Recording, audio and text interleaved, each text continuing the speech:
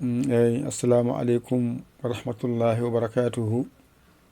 Bandiraɓe sehilaɓe janggiyankoɓe, en garti kadi e windande men hannde. Oɗon gandi ko ngal ɗo alluwal jangono ɗon woni da. Ɗo noon ngaren mbaylen ɗo ha keɓen ɗa. Ay ɗo guitteten, so guittiɗo gaddoyen ɗa. Ay ɗa kañum joyi ko mbadi muɗum. Mbaɗen ni gadden ɗo pularo gartiral ngal alluwal ngal. Mbaɗen ni ay keɓen ɗa mawɗo ɗon ɗon, ɗa mawɗo, ɗa tokoso nani gasi. En gitti da, en pawi ɗon ɗa. Joni sen gari noon ko ɗo garten ɗo. Ay ɗo gitten ɗum ɗo ha laaɓa, sabu ko da wonno. Ay ko da wonno ɗo watte ɗa. No mbatten gitten ɗo. Ay mbaɗen ɗa, mbaɗen ɗi, mbaɗen ɗe, mbaɗen ɗo, mbaɗen ɗu gasi. Ay joni ɗo fooɗani, garen pooɗen mbaɗen holɗum ɗu. Ɗa gaɗata ɗo ɗa, mbaɗen ɗi. Ay mbaɗen ɗe, mbaɗen ɗo. Ay faami, gussen ɗo beele oɗa ne heeƴa ɗon. Gussen ɗo beele on heeƴa. Faami mbaɗen ni. Ayde ɗo wawa hejje ɗo ɗu gasi. Ay ɗo timmi. Gara kadi momten oɗo. Oɗo garen momten hawa laaɓa cer. Ko da wonno eɗen mamtamo, eɗen mbattamo ɗa. Ay en momtimo garen mbiyen aɗɗo. Ay aɗɗo, iɗɗo, ay eɗɗo, ay oɗɗo, ay oɗɗo gasi. Gara pooɗen joni noon gusten ɗo beele ɗum wawa hejje toon. Ay ɗo gara mbaɗani aaɗ, iiɗ. Ay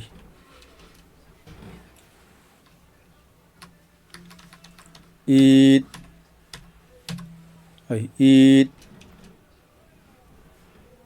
eeɗ, ooɗ. Gussen ɗo seeɗa mbeɗa heeƴa.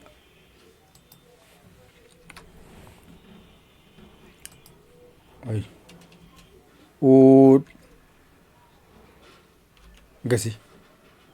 Joni noon ɗo nde wonno ne mawni, gussen oɗo ha gaynen mo fooɗani o.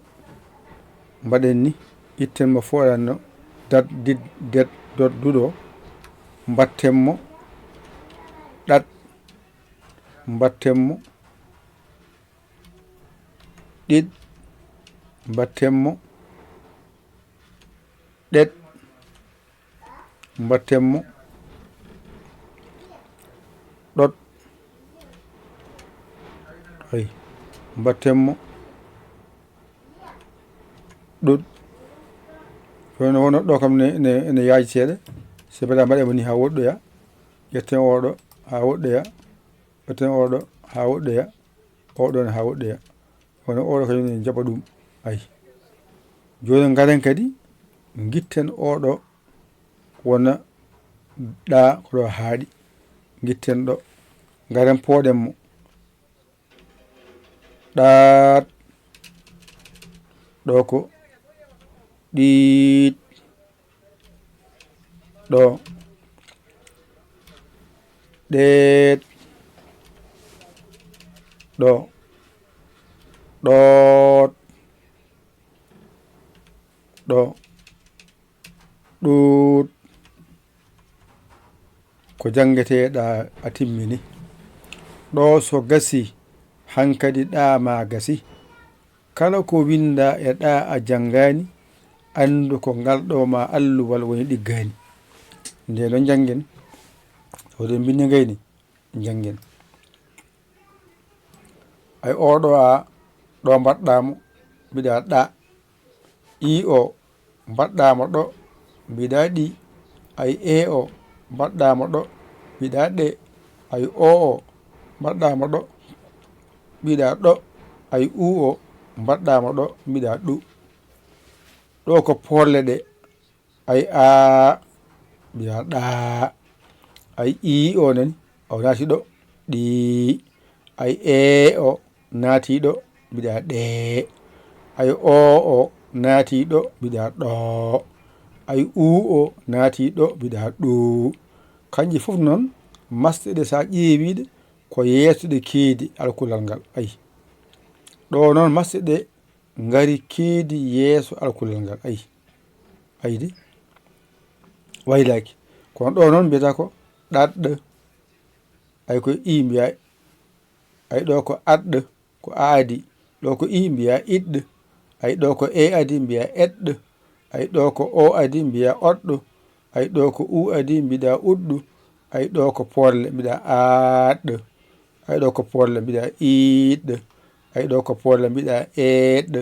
ay ɗo ko porle mbiɗa oɗɗo. ko porle mbiɗa uɗɗu. ɗo timmi. ɗo noon ko lombal. ɗo ko mo fooɗani. ɗo ko porɗo. ɗo ko ɗaɗɗo. ɗo ko ɗaaɗ gasi. ɗo ko ɗiɗ. ɗo ko ɗiiɗ. ɗo ko ɗeɗ. ɗo ko ɗeet. ɗo ko ɗot. ɗo ko ɗoot.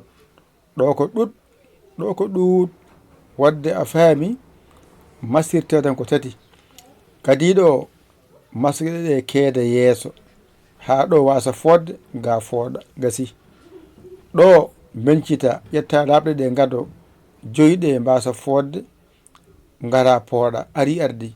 ɗone ko non tan wayi. ɗo mbasa fodde ɗo ngara pooɗa gasi ari ardi. ɗum ɗo ko jangata e ɗa. so gasi noon ene winda ko heewi ka wawa gaynude.